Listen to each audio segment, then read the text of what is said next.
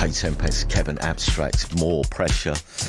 Yes, before that, the Fire Engines and Candy Skin, which I put in today's programme for the boys from Franz Ferdinand, the boys and the girls from Franz Ferdinand. Alex Kapranos, I think Bob's there as well. Hello, Franz. I am. Hello, Steve. Welcome. Live on the end of this line in Dunfermline. And I mean, it's true though, isn't it? There was a whole era of Scottish music with bands like the Fire Engines and Orange Juice, which actually, going back and you listen to the records, they still hold up pretty well, I think, some of that. Oh, they're brilliant. Like it's great to hear the Fire Engines on the radio as well. I love that song. There's a whole bunch of them, like Joseph Kay and Orange Juice, that whole kind of postcard scene, and had a big impact on us as a band as well. Yeah. I mean, we'd obviously have loved to have been there. Thank you for doing this gig for us, though, even though we're not there. And a venue which I was saying earlier on I did a couple of interviews earlier about Independent Venue Week, and they say it's a bit like Groundhoppers. You know, go around doing the 92 Football League clubs, ticking off venues. I'd love to have been at PJ Molloys, which I've never been to before. So, for us and everyone else who's never been there, can you describe it, Alex? How big it is and what it looks like? Yeah, it's first time for me as well. I love it. Immediately, as soon as I got on stage, I really loved it because it's one of those venues, you know, where it's on different levels. It's kind of like stacked behind you, and so you know that the eye contact's going to be amazing with the crowd. Yeah. You know, there's some venues you go where you feel there's like a bit tucked away, and you know there's going to be people hidden and they can't really see the show. You feel everybody's going to have good sight lines tonight, and I love it. It's just got a good vibe as well. It feels like an exciting gig. Again, I hate to compare this to football, but at a smaller gig, I suppose also the people down the front can hear what you're saying between yourselves on stage. You don't get that at bigger gigs, do you? Yeah, if you wanted to admonish one of the rest of the band, I mean, people are going to hear that. He does it all with his eyes. Is that just it? a little glance. It's funny that we were standing on a stage. It's like it's great because, like, you know, just like reach out literally an arm's length away. Like folk are going to be there, and it's I can't wait for that. Like having that closeness, and you can't really beat that atmosphere for a small gig as well like this. It's very, but I mean, Bob, do you agree with that, or are you thinking I'm a bit hemmed in? Me? No, it sounds great. It's going to be. Yeah, it's nice. I'd like to be near to my amp. That's always a bonus. You can't get much nearer, I imagine. Franz are headlining tonight. Hamish Hawke is supporting. Hello, Hamish. Hello. Hi, Steve. And how's things with you? Because you've been doing dates recently, haven't you, I think? Yeah. And you're sort of touring during the... Are you on tour now? Are you playing the rest of this week? Yeah, that's right. So we've just done a handful of Scottish dates. So we started at King Tut's in Glasgow, and then we did Dundee and Aberdeen last night, and now we're here in Dunfermline. And then, we're coming down your way. We're doing the South Coast, Bournemouth, Plymouth, Bristol, etc. So we've made a good start. Bedford, exactly. Don't forget the Squires in Bedford. I know, can't wait for that one. That's going to be good. Does it feel strange, Hamish? I mean, everyone probably goes through this, and this applies to Franz from the early days, but does it feel strange when you go to places you've never played before? So you're touring properly, say, for the first time, and you're going to new places. And despite, I mean, obviously nearly everyone's got access to your music these days, but is it still a little freaky when complete strangers in Blackpool are mouthing the words of the songs in the crowd? Completely, yeah. It is quite surreal. We went on tour towards the end of last year, and that was my first kind of experience of that sort of thing. Not quite used to it just yet, but it's a real feeling, you know. It's quite incredible, and to connect with people like that, it's just I'm hugely grateful for it. And just as Alex was saying, it's that kind of eye contact when you're on the stage. There's nothing quite like it. So it's just the best. Oh, I don't know. I still haven't got my head around it either. You know, like turning up in a town and folk know your songs. It's bizarre. Yeah. It's good. I hope I don't get used to it. That's the thing. Yes. I don't know about the eye contact thing. Don't you ever, as you're scanning the crowd, just see the one person who's not having a good time? I didn't. Oh, that can be the best thing though, because like, see if there's one person who's not into it, like it could be the challenge for the gig. Like, I'm going to make that guy get really into this gig, and when you do, it's like the greatest victory in the world. I think there's something funny about it as well, in that it's sort of the dynamics of the fourth wall. People don't don't really understand that you can see them. Totally, They don't know. So they're staring blankly back at you. But then after the gig, you think, oh God, I really don't know what they were thinking. I don't think that one went down so well. And then people go, oh, that was the best.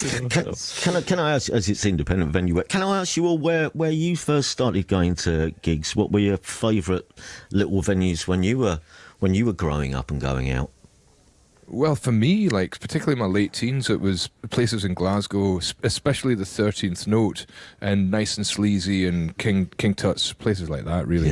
Yeah. Yeah, I mean, I was also, just as a young gig goer, it was mainly Glasgow, because that was where the vast majority of the gigs were happening. So it was places like Nice and Sleazy's. But in Edinburgh, it was there was a place called The Venue, which is no longer there. It was on Calton Road. That was a great one. Played that, I think. I think you did. Yeah, I think I was there.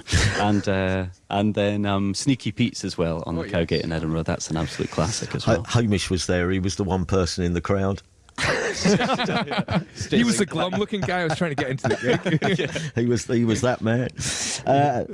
Before we hear a live track from Franz, we should mention that there's a greatest hits album coming. Every band's ambition to have enough hits to have a best of.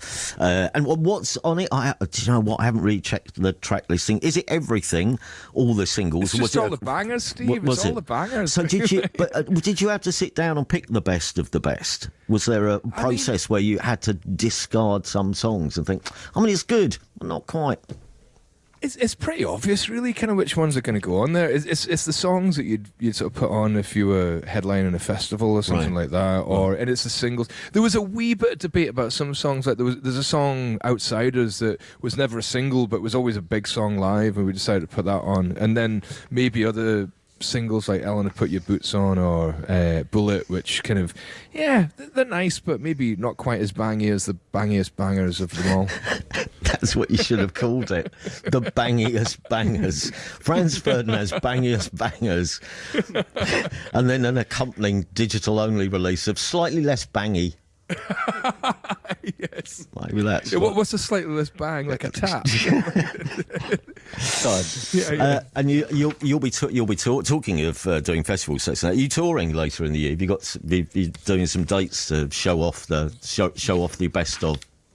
Yes, we're going to be going around the UK and around Europe and hopefully heading over to the States as well. I'm very, very excited. I can't wait to be out on the road. It's been a wee while. For one reason or another. And Hamish, how much has the success of the album just changed things for you and opened up things? And has it made you address what you can do as an artist next? Absolutely. I mean, I think we've been playing as a band for a fair while now, and after the release of Heavy Elevator last year, we sort of each turned to each other on tour at one point or another and said, it really felt like something had changed. There was a fundamental shift, and we were on a sort of, I don't know, it might sound a bit perverse, but a new tier in some way. So it's changed how we behave on stage, I suppose, but. It's incredibly freeing in its own way, because it's just such an incredible feeling of support from the audience. People are there to see you, and that's really liberating. So I think the shows are just getting better and better. Well, listen. Well, I said he said modestly. I mean, listen, gents. Incredible show, incredible. Many people are saying. The word on the street. Yeah. Maybe you could just swap quotes on your posters. Can you do that? There you go. Non-stop bag. Best gigs ever. With the baggiest bangers. Ours is full of bangers too, Alex. It's the Battle of the Bangers tonight. It should be a great night. Highlights of the sets tomorrow on the programme. Thank you very much, gents, both for doing the gig in the first place and for chatting to us and giving us up a bit of your time. Have a great night tonight. Yeah, cheers, Steve. Thank you very much. Man. Thank you. And just as a bit of a tease, this is Franz Ferdinand at Soundcheck, live at Soundcheck on Six Music.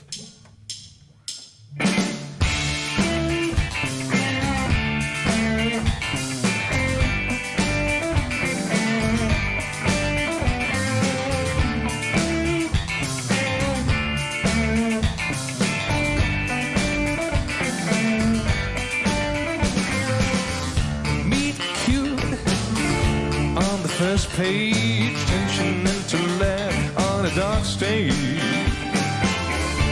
Our stars collide, light destroy the night. Am I singing about now? Am I singing about then? Am I singing about you or me and when? We are the future. I'm curious, curious. Will you want me? Will you want me when you got me? Are you gonna love me? Tell me I'm a future seeker, good seeking freak. I wanna know now, gotta know now, and no one know to know. I shouldn't be so curious. Hell, you got me curious, 'cause I might want you.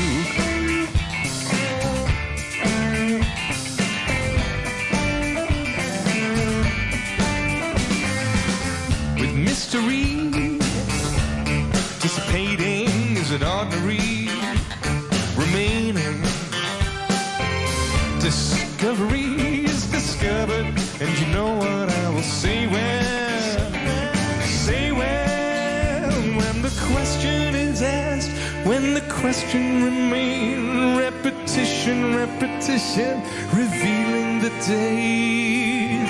Are we the future? I'm curious.